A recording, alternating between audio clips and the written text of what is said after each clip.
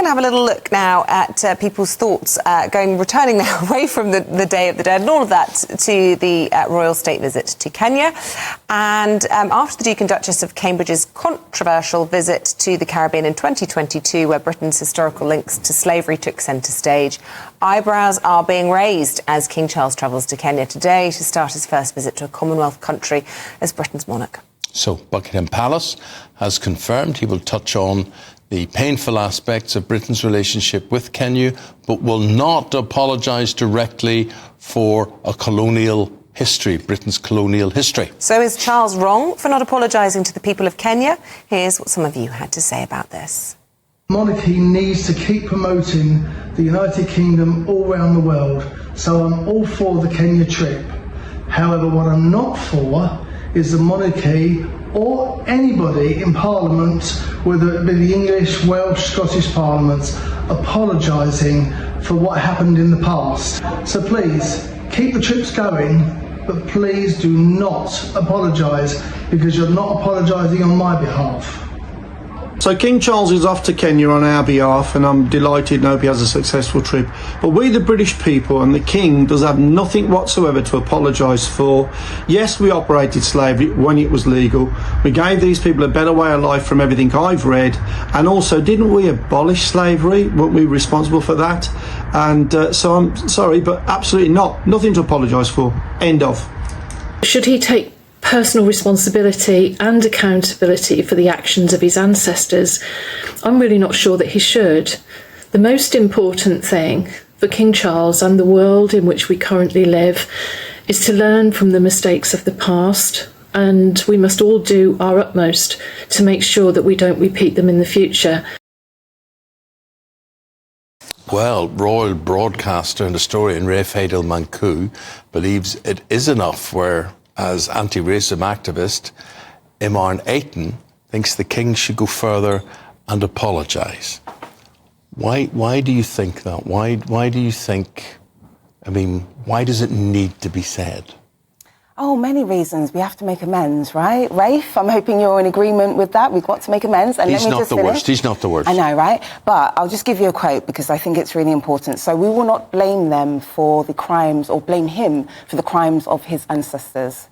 But, or if, he relinquishes the royal rights of his ancestors, okay? So that's the first part. But as long as he claims their rights, then, by virtue of descent, he must shoulder the responsibility of their crimes. It's one of my favourite quotes. Hold on a second. But what are those rights? Let us know what those rights are. Let me just explain. His name is James Connolly. He's an Irish Republican and a socialist. So right, I know who he is. So, moral of the tale. Ah, okay. Right. Oh, that's good. I know that's who Connolly is. Oh, okay, that's good. So, moral of the tale is just in case if it hasn't resonated. If you inherit something, you should take the good, the bad, and the ugly. Anything less than that is hypocritical. But if he's acknowledging the hurt, technically. He's acknowledged the hurt, but to actually say the word sorry, it means payments have to be made, and that opens the door. I'm so glad you said that. So that is very true, and I will concede on that point. So an apology basically means an admission of guilt, which means an admission of liability, which opens the floodgates for reparations, which in turn leads to basically UK becoming bankrupt, of course, and all of us here in the studio becoming refugees heading to France on small boats. So I appreciate the fact that if we open the floodgates to reparations, it could cause havoc. So I appreciate that point, and that's why I believe that King Charles will probably just stick with expressing remorse as opposed to apologising and continuously apologising, right?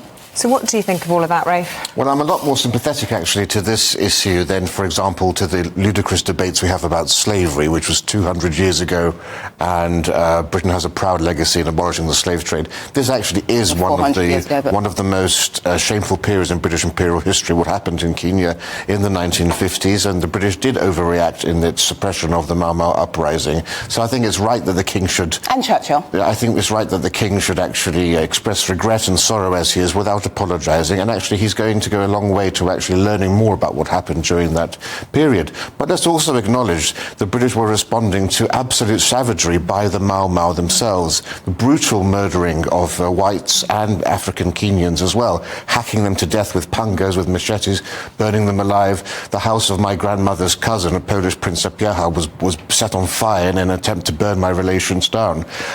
No one's been held to account from the Mau Mau side. No one's been apologising on the Mau Mau side. There were faults on both sides, and in the spirit of truth and reconciliation, we should go forward. But it seems always as if it's only Britain that's singled out. Britain's always the evildoer, and everything else is brushed under the carpet. Can I just address that point? I think that's a really valid point, and I just want to add some context. So I agree with you. We do tend to focus on the British, and that's partly due to the British education system, because the British education system, this government decided to start black history, African history, from the 15th and 16th century, where black people were enslaved by white people. So we are just literally telling loads of white people that they're superior, and we're literally telling loads of black people that they're inferior, and we're also telling black people that they should continuously be unhappy with white people because their education tells them so. We don't start it from Arabs, we don't start it from Africans. And just to actually answer your point directly, if we could find the Arabs and the Africans that were a part of kind of oppressing African people, I think that would be a part of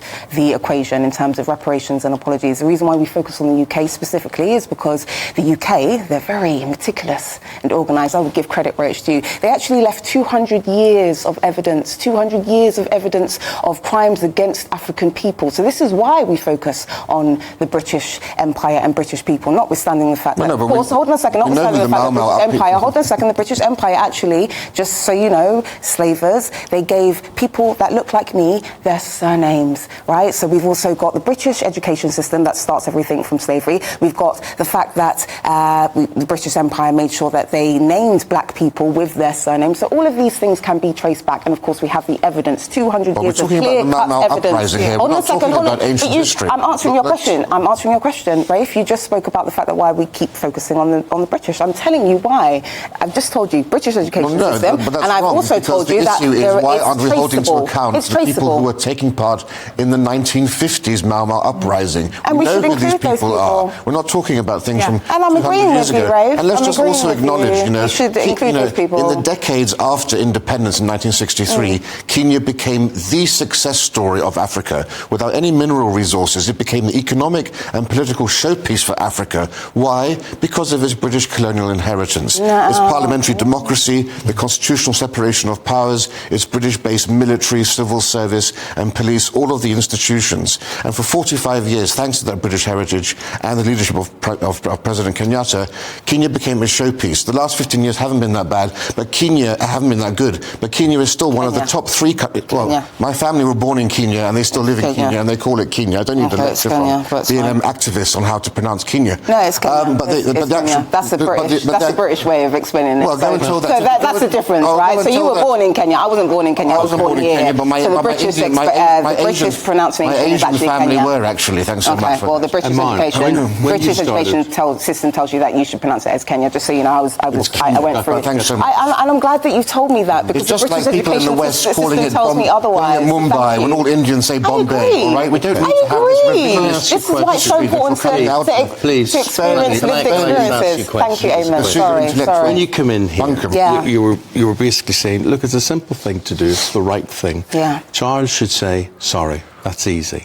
What I'm learning, listening to both of you, thank you. It's not easy. No, it's not. It's quite convoluted, especially when you address and take in consideration my points as well as Rafe's points. It's very convoluted. And when we talk about benefits, right? So you obviously spoke about the benefits in terms of colonialism, and I find that really uncomfortable because we're kind of missing the main point here. Let me just say something. Can I just finish my point, please? Let's just talk about benefits because that's your main point here, right? So in terms of benefits, well, first and foremost, you cannot say that black people benefit from colonialism and slavery. That Absolutely would actually... can. Okay, hold on a second. Well, let's just be clear. It's basically, by the same token, you were also saying that, I don't know...